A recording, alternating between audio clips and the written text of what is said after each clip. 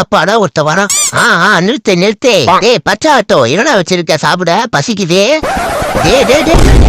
ஐயோ ஏன்டா வெள்ள சட்டை எதுக்குடா ஆட்டோவை இப்ப அன்வான்டா கவுத்துன? டீசெண்டா தானே டிஸ்டர்ப் பண்ண. போச்சு இதுல தாய்க்குள்ள வேற தவழ்ந்து கிடந்துச்சா சுத்தம். வர ப்ராப்ளம் பண்ணாமையே என் பாவ கணக்கு ஏறிட்டே போகுது. அப்படி என்ன வச்சிருக்க ஆட்டோல? டேய் என்னடா ஒண்ணுமே இல்ல உள்ள. சரி வா ஆட்டோவையாவது தூக்கி விடுறேன். பாவ கணக்காவது கொஞ்சம் டெபிட் ஆகும்.